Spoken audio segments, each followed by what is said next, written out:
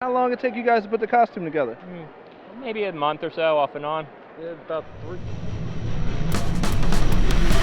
Bat Squad Studios here from Baltimore live. We've got the brightest and the best stars of the cosplay world. Dennis Schauer and Mike Hemmig. Bestow Productions presents Creative Continuity at Baltimore Comic Con 2014. Get the latest news directly from comic book artists and writers. Bestow Productions, the best in the business right now. How we doing? Covering Comic Con Baltimore.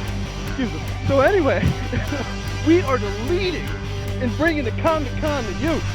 All right? So look us. We bring the convention to you. James Amos. I had co-written a creator-owned book for Image Comics called The End Times of Ram and Ben, and it was a sort of bad behavior buddy comedy.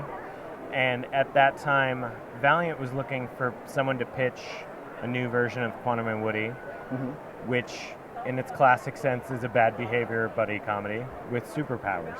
And I had also written a bunch of superpower stuff for Marvel. And someone brought those books to the editor's attention and was like, End Times, Gambit, superpowers, dudes acting like idiots. Look at he's got the formula right here for you. So they asked me to pitch on it, and I had been a fan, so I was thrilled to do that, and they really liked what I came up with, so we just started rolling with it. Writing this book feels like writing a creator-own for me. Like, I just come up with any crazy thing that interests me, and I keep feeling like there's no way they're going to let me put this in the book, and they do. And whenever I feel like I'm getting away with something, I usually assume that means a bunch of people are going to be like, I don't care for this. But it's been like the most passionately loved thing I've ever done in comics. How did you personally reshape those characters? There's a lot that I love and wanted to preserve from the original, so that's always good. Not when you're like, ooh, this book needs a total overhaul. It was not that. I tweaked some stuff. In the original, they're like childhood friends. But they become, this accident that gives them powers also traps them together physically. They have to KLANG bracelets every 24 hours in order to not disassemble into atoms and die. To me, it becomes a metaphor about family, like the people that you don't necessarily always get along with, but you're trapped with, and they become like central and important to your life as much as they drive you crazy. So we wanted to strengthen that metaphor by, we made them estranged foster brothers. And Woody was always, in the original series, there was a period where Woody was homeless and sort of abandoned by his mom, and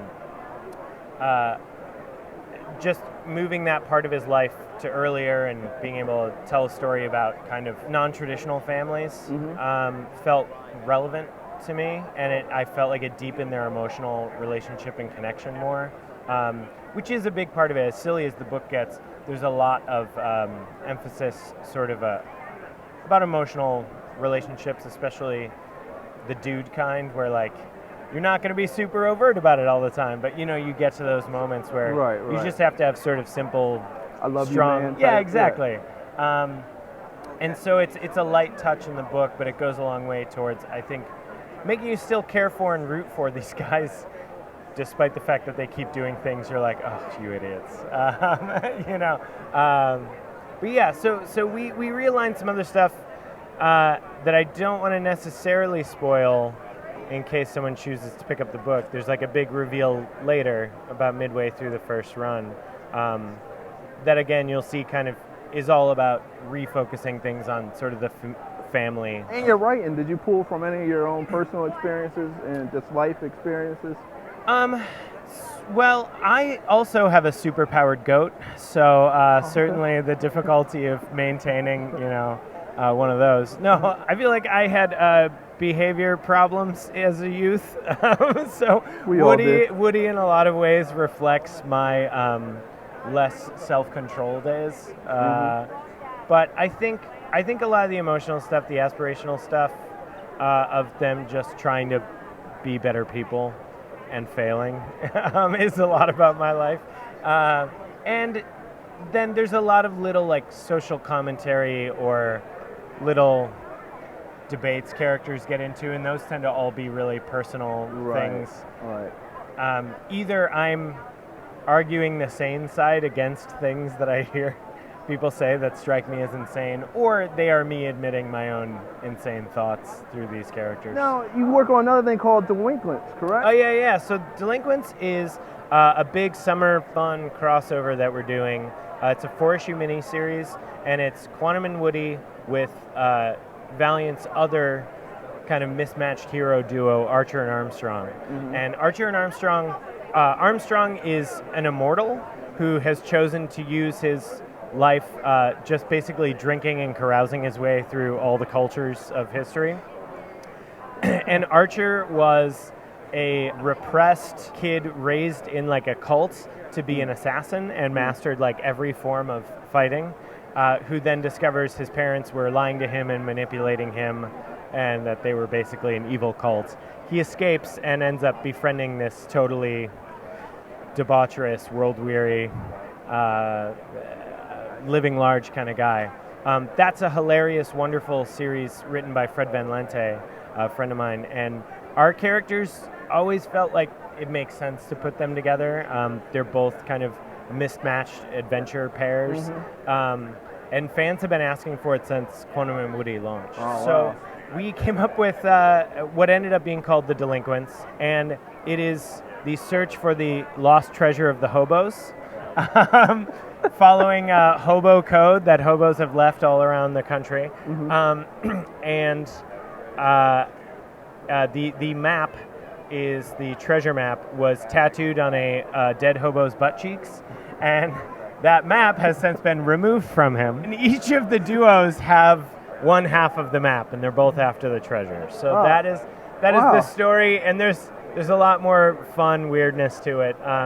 But it is a big, crazy 4-issue adventure. If you've never read Quantum and Woody or The Delinquents, we write the book so that this could be your first exposure to the characters, and you'll have everything you need to know. You could just jump in, try number 1, get your taste of the characters, see if you dig the book.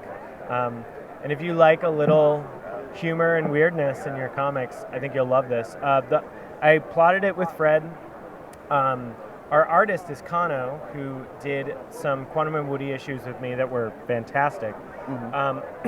He also did some work on Charles Soule's Swamp Thing, and he then, and with us, really plays a lot with atypical layouts in his art and does really creative, surprising stuff in his art. So I wrote a boring normal page, and Kano redesigned it so the flow as they're walking and talking kind of goes a completely atypical route in terms of how you would read the page, moving you through the space.